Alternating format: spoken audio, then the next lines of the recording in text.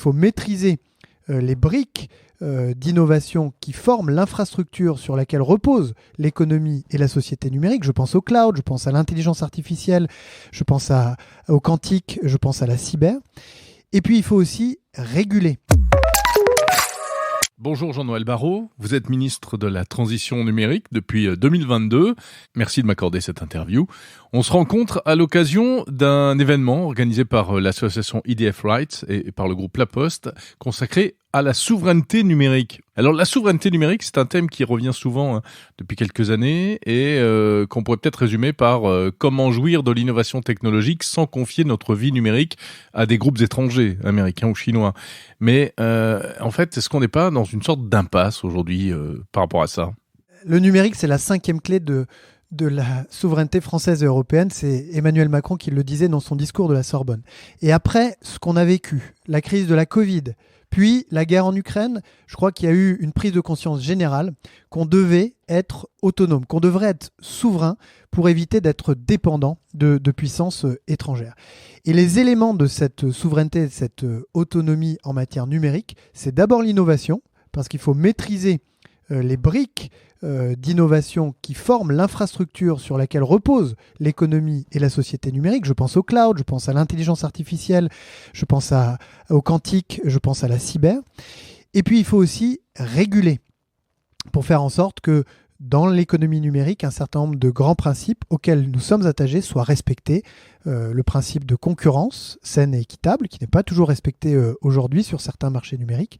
Et puis le principe de respect de la vie privée, qui est un principe auquel nous, Européens, sommes fondamentalement attachés.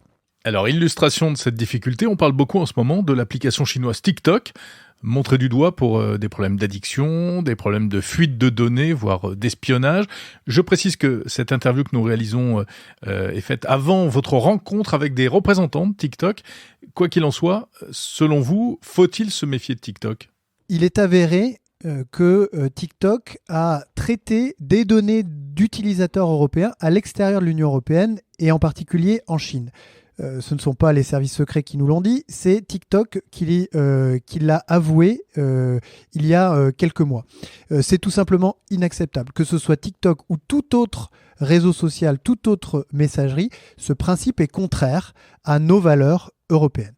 TikTok s'est engagé à rectifier les choses, à traiter en Europe les données des utilisateurs européens à partir de la fin 2023. Ensuite, sur l'autre sujet que vous évoquez, qui est celui des problèmes d'addiction, nous avons pris un certain nombre de mesures pour protéger nos enfants.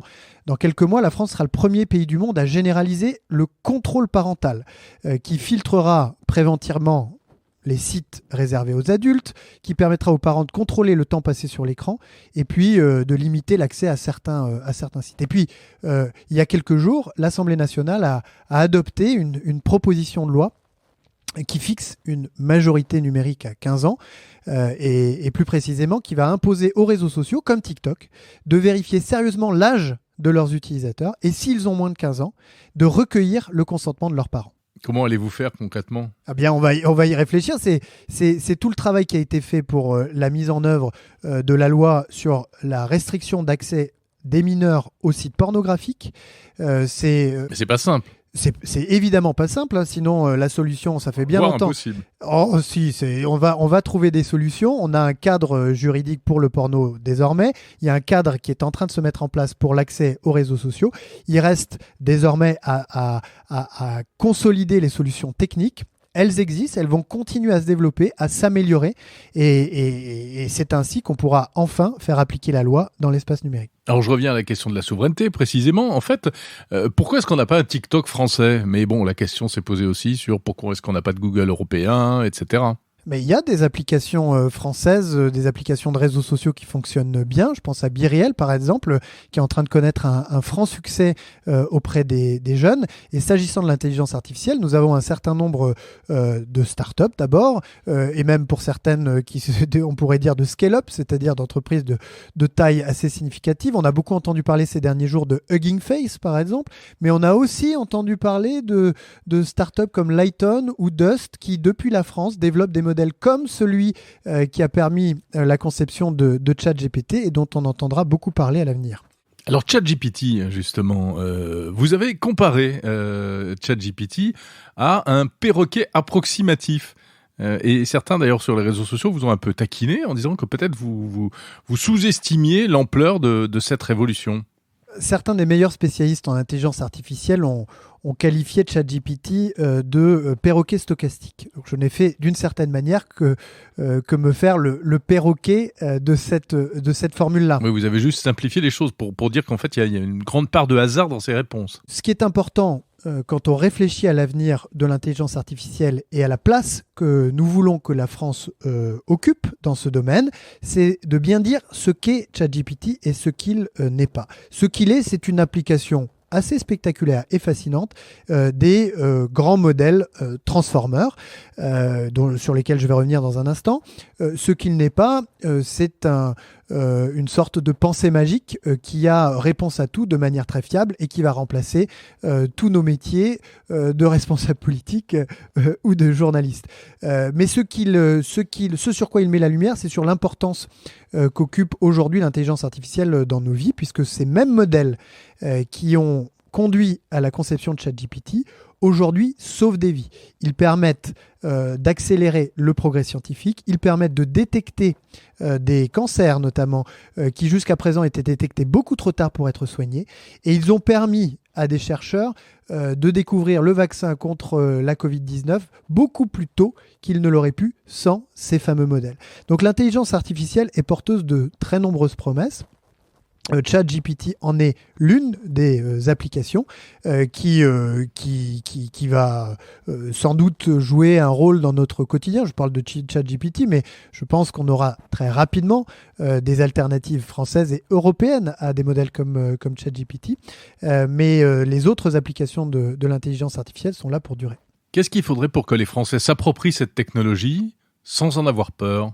Je crois précisément qu'il faut rappeler ce que c'est qu'un agent conversationnel, ce qu'il peut faire et ce qu'il ne peut pas faire. Et plus précisément, rappeler que grâce à ces modèles, il est possible de condenser, de synthétiser, de moyenniser des sommes très considérables d'informations beaucoup plus facilement et beaucoup plus rapidement que ce qui était possible auparavant. Mais il faut savoir faire une distinction entre cela et l'intelligence humaine. Et rappeler toujours que l'intelligence artificielle est un outil au service de l'intelligence humaine, que l'intelligence artificielle ne va pas remplacer l'intelligence humaine, et en tout cas que ces modèles-là permettent un certain nombre de progrès, je parlais des progrès médicaux tout à l'heure, mais qu'en aucun cas, ils ne peuvent remplacer les humains, leur sensibilité, leur capacité de raisonnement, leur capacité de jugement, qui restent dans nos sociétés évidemment fondamentales. Mais on a l'impression que là, tout le monde est un peu pris de court. Enfin, en tout cas, ceux qui ne sont pas des spécialistes de l'IA. Est-ce qu'il faut interdire ChatGPT à l'école ou à l'université, comme ça a commencé à être fait ? Je crois au contraire que ces outils apportés par l'intelligence artificielle doivent pouvoir être appropriés par nos concitoyens qui se rendront vite compte de ce que ces outils rendent possible et de ce que ces outils ne rendent pas possible. Et donc plutôt que de les interdire, ma vision serait plutôt de familiariser les élèves ou les étudiants à ces outils-là, en adaptant évidemment les modalités d'examen et en permettant aux élèves de tirer le meilleur profit de ces outils et d'identifier très tôt leurs faiblesses. Mais pour l'instant, ça ne semble pas être le chemin qui est pris. Est-ce que l'école et l'université ne manquent pas de clairvoyance et de sensibilisation à ces sujets-là ? L'école, le ministre de l'Éducation nationale l'a rappelé il y a quelques semaines, va intégrer de plus en plus le numérique dans les apprentissages, avec l'apprentissage du code à partir de la 5e, avec le renforcement des apprentissages numériques au lycée, avec la création d'un nouveau bac professionnel consacré notamment à la cybersécurité. Donc l'école est en train d'avancer dans la direction d'une plus grande appropriation du numérique, et c'est bienvenu parce qu'il nous faut préparer les jeunes non seulement à ce numérique qui va constituer l'essentiel de leur vie, mais leur donner aussi envie d'aller occuper ces métiers d'avenir qui sont offerts par les secteurs du numérique. Je pense aux aux jeunes garçons, mais je pense aussi aux jeunes filles qui aujourd'hui se détournent beaucoup trop largement de ces métiers-là, alors même qu'ils peuvent être très gratifiants, particulièrement rémunérateurs et offrir des perspectives de carrière très intéressantes. À condition qu'ils restent en France et qu'ils ne partent pas aux États-Unis pour de meilleurs salaires ou de meilleures perspectives de développement économique. Précisément, mais en matière d'intelligence artificielle notamment, il est assez intéressant de voir que à la tête des grands laboratoires de recherche des grandes entreprises américaines, on retrouve systématiquement des Français. Donc nous avons tous les atouts pour nous trouver en pôle position de ces révolutions à venir, et en particulier celle de l'intelligence artificielle. Et nous mettrons avec Bruno Le Maire, avec le gouvernement, les moyens pour y parvenir. Alors dans le numérique comme ailleurs, l'actualité va très vite, un sujet chasse l'autre. Il y a quelque temps, on parlait beaucoup de Twitter.